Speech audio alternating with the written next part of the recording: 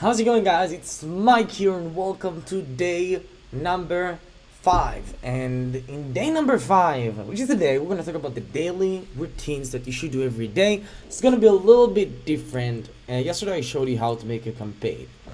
So what you should do now is really develop daily routines that you want to do every single day. So let's get started with the first daily routine that you want to have for your Shopify store. You want to add products daily. So you want to keep adding products daily. Doesn't have to be many products, just make sure they're good and they can sell. You don't want to add just random products out there. You want to add stuff that can actually sell. Okay, so make sure you set a goal for yourself. You can either add 5, you can add 10, you can add 20 if you want to, but to be honest, you should be a similar number to the number of ads that you make. So we'll pick a number in just a second. Second thing you want to have is research daily. Research trends daily. You want to look at what's hot right now, what's going well, so you can actually get on a trend before everyone else goes and make tens of thousands of dollars. And this is something really big. So go to Google Trends, check out the App Store if you want, check out things, check out everything, check out what's working right now, and make sure to monitor that to see trends and upcoming trends. Then, third thing you want to do is actually to make campaigns daily. So you want to make campaigns daily. Now, you want to choose a number. Now, my number was either 3 a day, which is the best, which is ideal, or 10 a week. So choose yourself for yourself which one you want to do. Now, if you're doing 10 a week, then add 10 new products a week. Actually, add 20 new products a week because you want to see if people buy the upsells. So if you're doing 3 a day, you can add, for example, 6 products a day. 2 products per each category because you want to try different categories, and then you can see if people buy the upsells. Then you can see if people want to buy more of that, and maybe the problem is in the product. Okay, and that's pretty much the daily habits that you want to have. Now, I also want to talk to you about something else, but make sure you actually have a number here. So your goal for is to choose your number. Okay, now choose your number, how much you want to do daily, and do that. And we're gonna get to outsourcing, getting a team to do it for you later on, but for now, do it yourself until you're trained. Now, second thing that we want to do is actually analyze the campaigns daily. So we're gonna analyze the campaign daily. And actually, let me add that to the daily routines tab because this should be daily. So there are a few reasons why a campaign will not work, and you want to really look at the stats of each campaign. And I'll pull it up in just a second, but here are a few reasons. Few reasons why a campaign might not work. The product is not good. The targeting is not good. The image and text are bad. And you'll be able to actually identify each of those situations to know what's the problem by looking at the stats. So right now I'm gonna open my Facebook account. I'm gonna go through exactly how to check out the reports to make sure that you understand exactly why your product doesn't work and how to fix that. And one of my Facebook ad managers for just a test store that I run, and as you can see here, I'm going to pick a random campaign. Let's pick, for example, the Dragon Ball Z hoodie that we ran.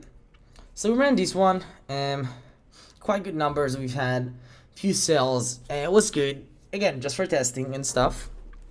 Basically, I used it to test with my other stores.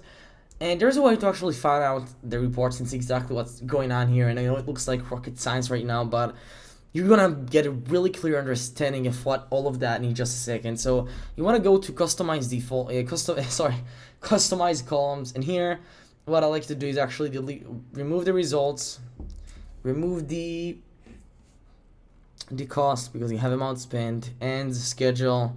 Relevant scores not gonna show up anyway, so no need. And I want to add CTR, unique CTR and link. I want to add comments. I want to add shares. I want to add post engagement actually. So post engagement is okay instead of all of those. Let's just save you some time. I just like to really get a clear understanding of what's going on, but you don't really need to. And then I also like to have how many people purchased, what's the cost of purchase, and add to cart, and let's see if there's something that I forgot. Let's look at that again. And that's pretty much what I like to do when I first start this. So I'm gonna click apply, then we're gonna see all of those. So as you can see here, we didn't have many purchases. We had like 4 purchases of let me see how much it was actually. I think it was about $50. So we spent like $50. We got $300 back. Pretty, it was okay, but here's the thing, guys. If you go here, and sorry about that. Oh man. Now I gotta do it again. So I actually have that ready actually. So hold on. I have that ready here. I want to show you something really cool, really cool. If we go here and we look at the, hold on, breakdown, and I want to look by age maybe. So you can look by age, and as you can see here, if you look by age and you do it, for example, for the third template right here, I can see that, for example, I got, let me see the purchases. I got 4 purchases at $200 value from spending $45. So all of these didn't actually work for us. And you can see basically exactly what worked for us, exactly what made us money. You can see that this one didn't make me money. And you can do this by breakdown and gender or age. You can also do by age. So that's something really cool that you can do. You can really get a clear understanding here of how you got your purchase. But it even gets even better when you go and see that by age, and you can see right here, something really crazy happened with this campaign that I scaled on another store and it did crazy numbers. As you can see here, we spent $45. We got almost 200 unique clicks, 4 purchases, and we got about $200 back. So we got some money back. We didn't make any profit, but if you look here, you can see that most of the money we spent, and we can look at that right here, $28, $15, all the money we spent here wasn't actually making us sales. We spent here with the ages 35 to 44 $1, and we got $20 back. How insane these numbers are. The cost per conversion is 0.05 cent, and that's how cheap the conversion were when we tested it on another Facebook account. So we tested it here, then scaled the heck out of it, because look at how good the campaign went. And how exactly do you know if a campaign is going well or not? How do you know when to shut off a campaign? Let's start with that. So what you want to do is, first of all, a couple of reasons why your campaign might not work. So if the product is not good, actually let's analyze that really quick. You want to look at a few things. You want to look at the CTR, engagement,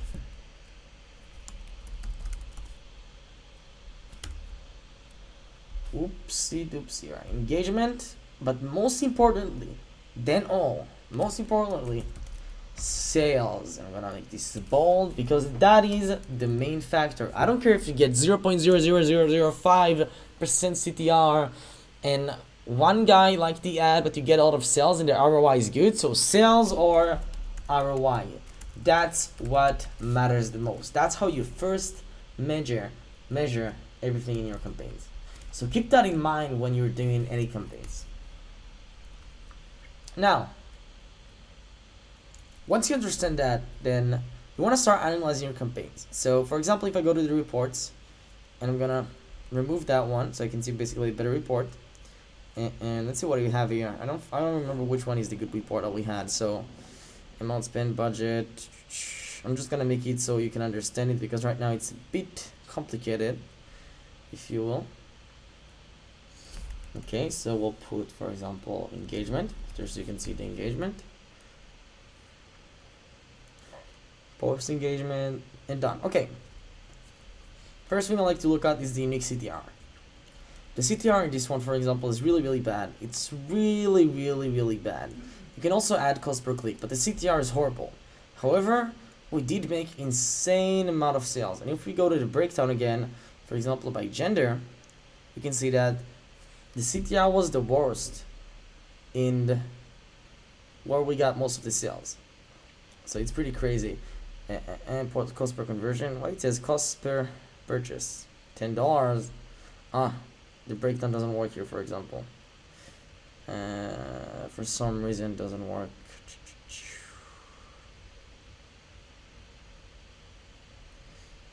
Okay, let me see where I put that. Yeah, there we go.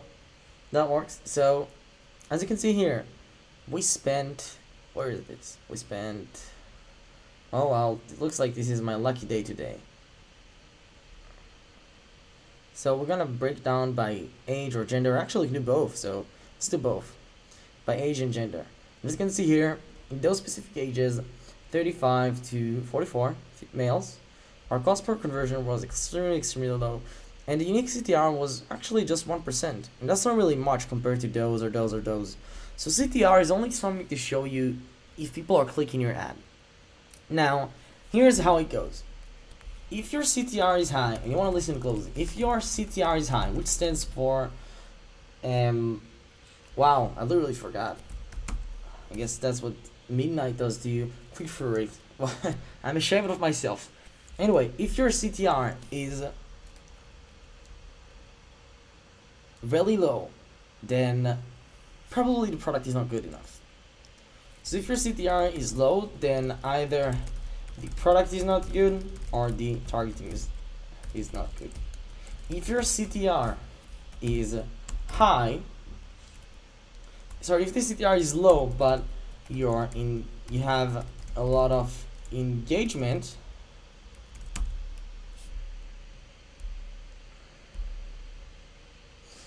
then probably the product is not good and the targeting is good.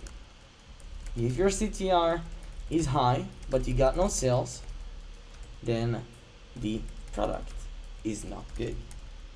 If your CTR, and these are rules to follow, is high and you get a lot of sales but no engagement, that means the product is great and you can improve the targeting. That's the rules for CTR. So whenever your CTR is low or high, look at these and make sure you know exactly what to do. Now engagement, really this comes hand in hand. So if you have like, and this is like based on logic, really everything is based on logic actually. So if you have a lot of engagement but people don't click or don't buy, that means that these are targeted people who like the niche but don't like the product. Or if you have a lot of engagement but no sales, then maybe something's wrong with your page or the product is just not, so that's exactly what it is. So if you have a lot of engagements but no sales, then maybe something even is wrong with the page.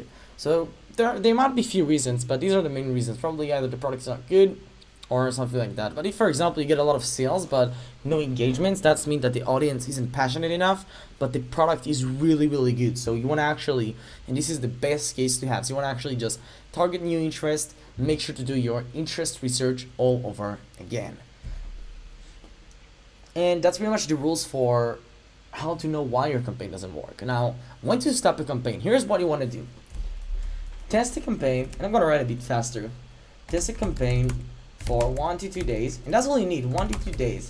If you get any sales, keep testing it for 3 to 4 days, and if the ROI is positive, then keep it live.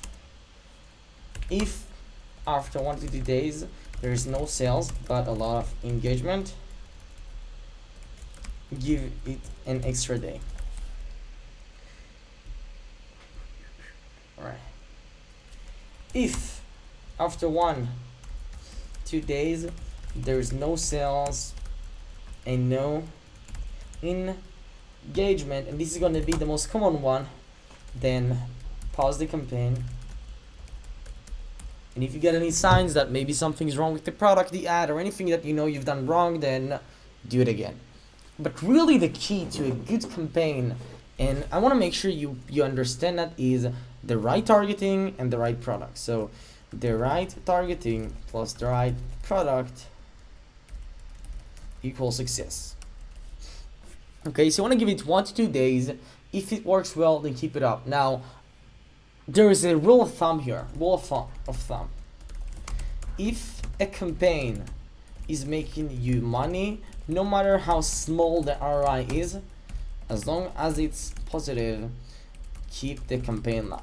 You're gonna get data to your pixel. You're gonna make some money.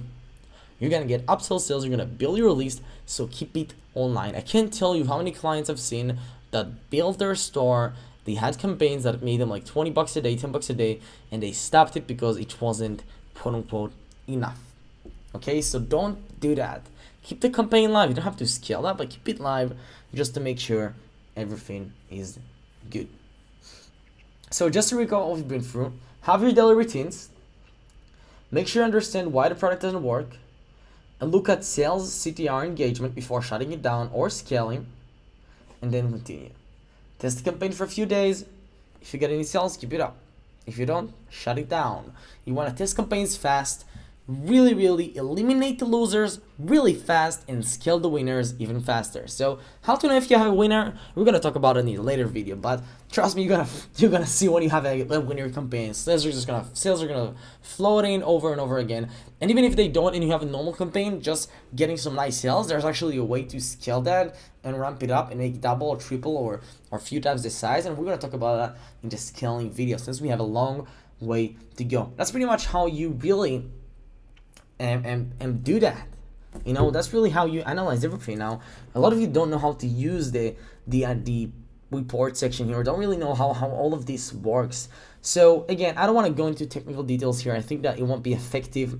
I really want to focus on tactics. If I want to focus on technical, I'll just make technical videos. But the main focus of this is tactics. So don't ask me, for example, how do I get the pixel, where you can just go to Google Facebook pixel. Right, Facebook pixel, and I promise you the first results are gonna come up is gonna teach you how to get your Facebook pixel. And apparently, I think I don't have any internet here.